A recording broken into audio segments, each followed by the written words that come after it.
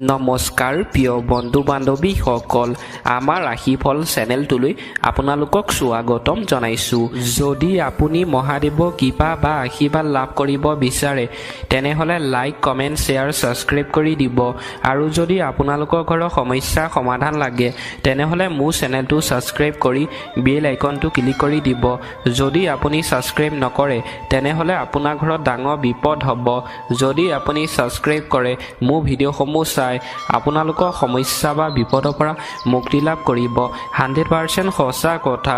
আজি এই ভিডিঅ'টোত 1000 ভিউৱাৰ্ছৰ ভিতৰত মিনিমাম 500 ছাবস্ক্ৰাইবাৰ টাৰ্গেট। ভিডিঅ'টো চোৱাৰ লগে লগে চেনেলটো ছাবস্ক্ৰাইব কৰি দিয়ক সকলোৱে।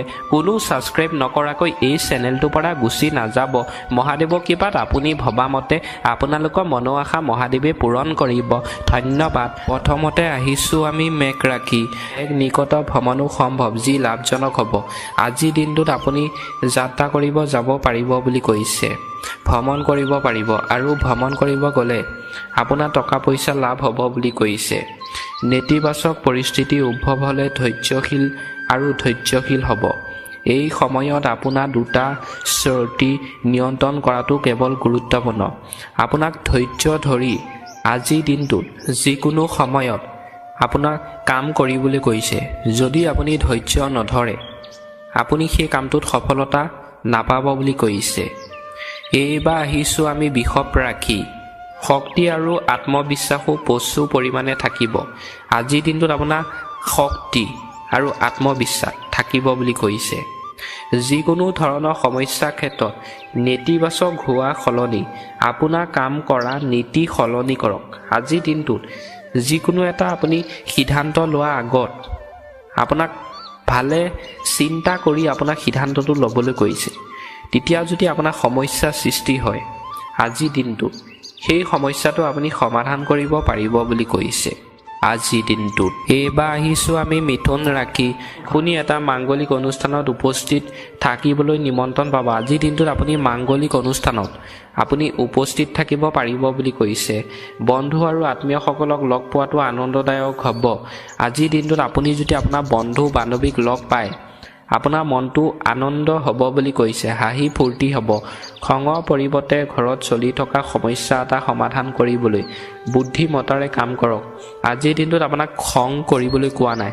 আপোনাৰ ঘৰত যদি সমস্যা সৃষ্টি হৈছে সেই সমস্যাটো অন্য ব্যক্তিৰ লগত আপোনাক কথা বতৰা পাতি বুদ্ধিৰে কথা পাতি ভালৰি বোলাই আপোনাক সমস্যাটো সমাধান কৰিবলৈ কৈছে। খং কৰিবলৈ কোৱা নাই।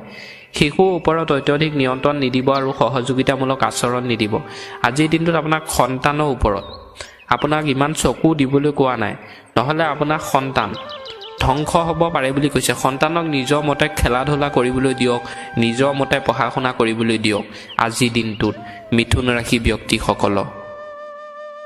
এইবাৰ আহিছোঁ আমি কৰ্কট ৰাশি। ব্যস্ত সময়সূচী স্বত্তেও আপুনি আপোনাৰ আকৰ্ষণীয় কামবোৰৰ বাবে সময় উলিয়াব।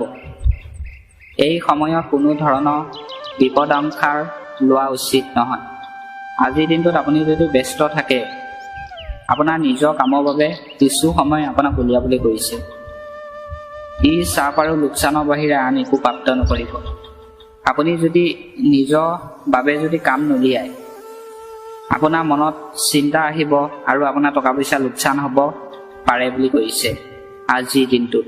এইবাৰ আহিছোঁ আমি সিংহ ৰাশি। আপুনি এজন নিৰ্দিষ্ট ব্যক্তিকো লগ পাব পাৰে। আজিৰ দিনটোত আপুনি এজন ব্যক্তিক লগ পাব পাৰে বুলি কৈছে। সান্তনা পাবলৈ আধ্যাত্মিক কাৰ্যত কিছু সময় অতিবাহিত কৰক। আজিৰ দিনটোত আপুনি অন্য ব্যক্তিৰ পৰা সান্তনা পাবলৈ আধ্যাত্মিক কাৰ্যত আপোনাক কিছু সময় অতিবাহিত কৰিবলৈ কৈছে। অপ্ৰয়োজনীয় ভ্ৰমণ পৰিহাৰ কৰিব আৰু অপচয় হোৱা কাৰ্যকলাপত আপোনাৰ সময় নষ্ট নকৰিব। আজিৰ দিনটোত আপোনাক অপ্ৰয়োজনীয় অদৰকাৰী ভ্ৰমণ কৰিবলৈ কোৱা নাই। যিটো দৰকাৰত আপুনি ফুৰিবলৈ যাবলৈ গৈছে। এনেই আপোনাক অবাবত সময় নষ্ট কৰিবলৈ কোৱা নাই আজিৰ দিনটোত। এইবাৰ আহিছোঁ আমি কন্যা ৰাশি। যিকোনো সমাজ সেৱা সংগঠনৰ বাবে আপোনাৰ বিশেষ সমৰ্থন থাকিব। আজিৰ দিনটোত আপুনি সমাজত কাম যদি কৰে অন্য ব্যক্তিয়ে আপোনাক সহায় কৰিব, সমৰ্থন থাকিব। সমাজত আপোনাৰ পৰিচয়ো বৃদ্ধি পাব। আজিৰ দিনটোত আপুনি সমাজত যদি কাম কৰে, আপোনাৰ পৰিচয় অন্য ব্যক্তিয়ে সুধিব পাৰে বুলি কৈছে। আপোনাৰ ঘৰ ক'ত, এনেধৰণৰ পৰিচয়। আপোনাৰ প্ৰতিদ্বন্দ্বী কাৰ্যকলাপৰ বিষয়ে অজ্ঞাত নহ'ব। আজিৰ দিনটোত আপোনাৰ প্ৰতিদ্বন্দ্বী কাৰ্যকলাপৰ বিষয়ে আপোনাক অজ্ঞাত হ'বলৈ কোৱা নাই। আজিৰ দিনটোত এইবাৰ আহিছোঁ আমি তুলা ৰাখি। মাংগলিক অনুষ্ঠানৰ পৰিকল্পনাও কৰিব পাৰি। আজিৰ দিনটোত আপোনাৰ ঘৰত মাংগলিক অনুষ্ঠান পাতিব পাৰিব বুলি কৈছে। নিম্ন উপাৰ্জন আৰু উচ্চ বয়স পৰিস্থিতিও থাকিব। আজিৰ দিনটোত আপোনাৰ উপাৰ্জন বয়স উচ্চ পৰিস্থিতি থাকিব বুলি কৈছে। ঘৰখনত অপবয়ৰ কামত হোৱা বয় নিয়ন্ত্ৰণত ৰাখিব।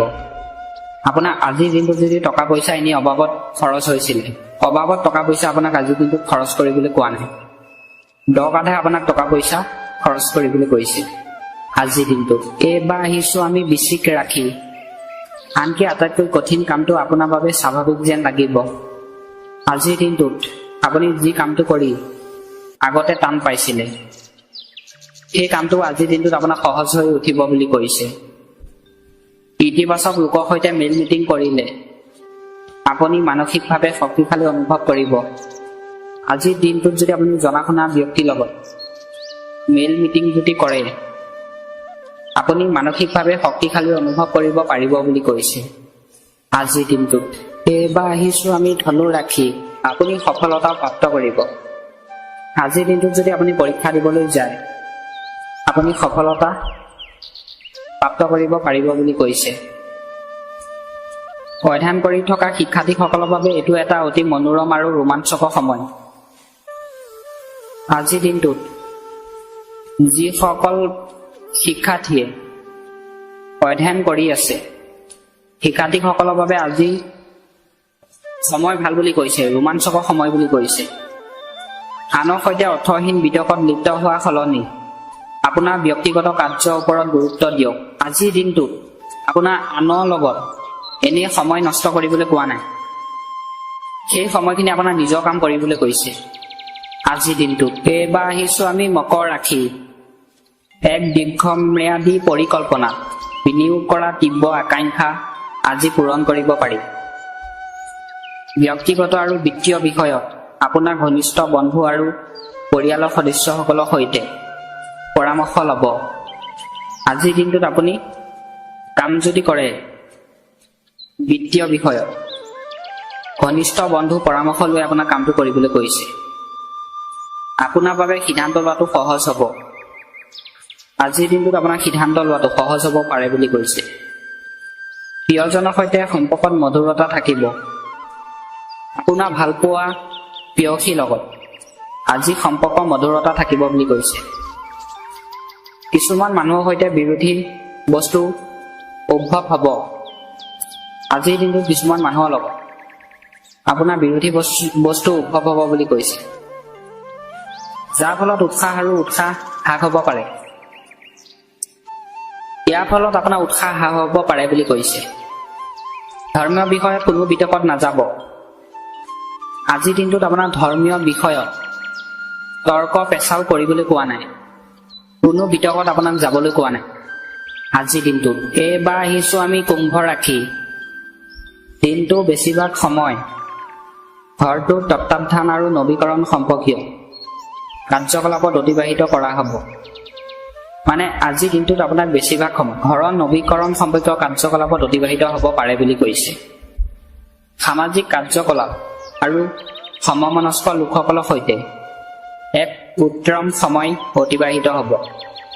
আজিৰ দিনটোত আপুনি সামাজিক কাৰ্যকলাপত সমমনস্ক লোকসকলৰ সৈতে উত্তম সময় অতিবাহিত কৰিব পাৰিব বুলি কৈছে। শেষত আহিছোঁ আমি মীন ৰাখি। আজি আপুনি বিভিন্ন কাৰ্যকলাপত আগ্ৰহী হ'ব। তাৰমানে আজিৰ দিনটোত আপুনি বিভিন্ন কাৰ্যকলাপত আগ্ৰহী হ'ব পাৰিব বুলি কৈছে। দিনটো এটা মনোৰম অভিজ্ঞতাৰে আৰম্ভ হ'ব। আজিৰ দিনটো আপোনাৰ মনোৰম অভিজ্ঞতাৰে আৰম্ভ হ'ব বুলি কৈছে। আপুনি নিজকে সংগঠিত কৰিবলৈ কঠোৰ পৰিশ্ৰম কৰিব আৰু যথেষ্ট পৰিমাণে সফল হ'ব। আজিৰ দিনটোত আপোনাক কঠোৰ পৰিশ্ৰম কৰিবলৈ কৈছে আৰু আপুনি কঠোৰ পৰিশ্ৰম কৰি যদি কাম কৰে সেই কামটোত আপুনি সফলতা পাব বুলি কৈছে। বিবাহযোগ্য লোকসকলেও এই সময়ত বিবাহ প্ৰস্তাৱ পোৱা সম্ভাৱনা আছে। যিসকলে বিয়াবোৰ পাতিম বুলি চেষ্টা কৰি আছে, ভাবি আছে, আজিৰ দিনটোত বিবাহ প্ৰস্তাৱ পাব বুলি কৈছে।